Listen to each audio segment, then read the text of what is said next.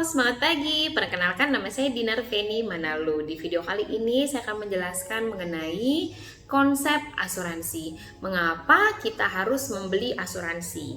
Apa yang akan terjadi kalau kita membeli asuransi dan apa yang akan terjadi kalau kita memilih untuk tidak memiliki asuransi? Simak penjelasannya di video berikut ini.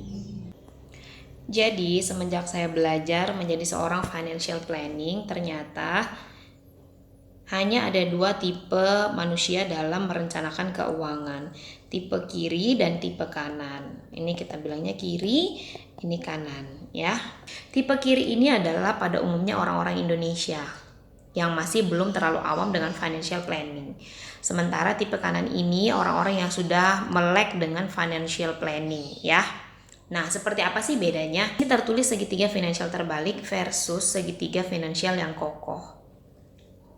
Pada umumnya wajar kalau ada orang punya uang yang mereka pikirkan lebih dahulu adalah investasi.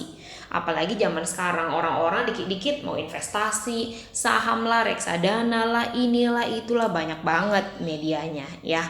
Nah, tapi misal katakanlah tabungan dulu deh, belum ke investasi ya. Misal kita punya 100 juta, angka kecil dulu, 100 juta. Kalau kita punya tabungan 100 juta, tapi tiba-tiba terjadi resiko kita jatuh di tangga atau kita serempet motor, keserempet gitu ya, harus rawat inap di rumah sakit.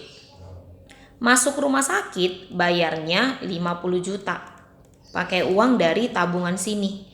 Otomatis yang tadinya kita punya tabungan 100 juta, sisa 50 juta. Kebayang dong kalau misalnya tiba-tiba kita harus masuk rumah sakit, biayanya lebih dari 100 juta. Berarti tabungan kita langsung tiba-tiba hilang. Padahal mengumpulkan uang bisa aja tidak secepat menghabiskan uang di rumah sakit. Di rumah sakit 1 minggu, 2 minggu, atau 3 hari itu bisa menghabiskan uang banyak. Nah, oleh karena itulah orang-orang yang sudah melek dengan financial planning, mereka memiliki asuransi kesehatan yang bisa membayarkan tagihan rumah sakit bila sampai harus masuk rumah sakit, sehingga investasinya aman.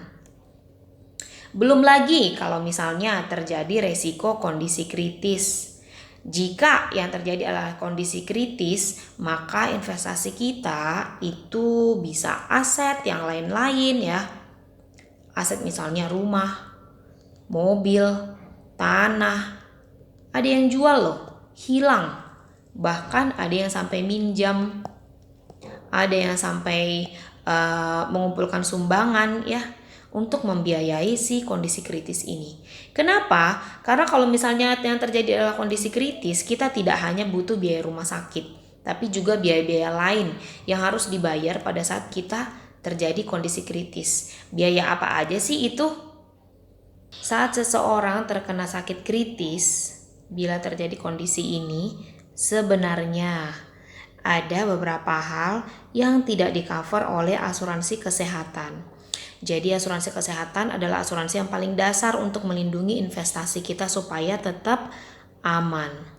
Ya, kenapa kita hanya memiliki asuransi kesehatan belum aman? Karena pada saat terjadi kondisi kritis sebenarnya ada biaya pengobatan yang di luar plafon yang kita bayar pakai uang cash sendiri.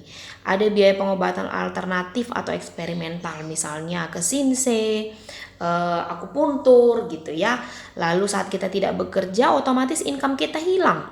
Sementara kita sangat membutuhkan income bila terjadi kondisi kritis seperti ini ya, untuk melanjutkan biaya hidup. Bisa jadi income pasangan kita atau keluarga kita juga bisa hilang kalau seseorang di anggota keluarga kita mengalami kondisi kritis, karena harus ikut jaga. Kalau misalnya tidak ada anggota keluarga yang bisa jaga, otomatis kita bayar juru rawat pribadi atau perawat pribadi, mungkin juga tambahan supir, pakai uang cash ya, tidak dibayar pakai asuransi kesehatan.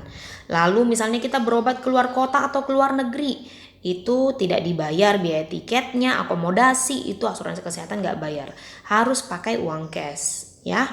Nah, nutrisi ekstra untuk penyembuhan. Biasanya orang sakit butuh nutrisi yang berbeda dari orang sehat pada umumnya.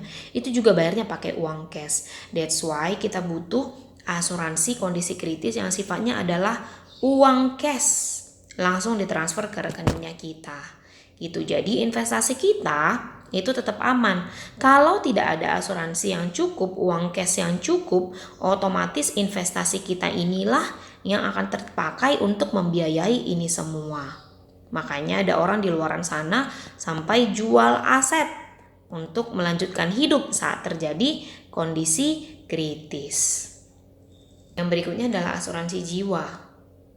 Bila kita sudah melakukan perencanaan keuangan, perlindungan keuangan, mulai dari yang paling bawah, asuransi kesehatan untuk bayar biaya tagihan rumah sakit, lalu asuransi kondisi kritis berupa uang cash yang akan cair pada saat kita mengalami kondisi kritis, lalu sebaiknya kita memiliki asuransi jiwa untuk kita tinggalkan pada keluarga kita. Asuransi jiwa ini fungsinya adalah untuk menjamin anggota keluarga yang kita tinggalkan bila kita dipanggil terlalu cepat. Semoga edukasi ini membantu untuk teman-teman memahami mengapa kita harus mengikuti financial planning dengan segitiga financial kokoh seperti di kanan. Semoga bermanfaat. Demikian penjelasan mengenai mengapa kita harus membeli asuransi secara bertahap mulai dari tahapan awal sampai akhir untuk menjaga kondisi keuangan kita. Rencanakan perlindungan keuangan keluarga kamu secepat mungkin. Semoga bermanfaat.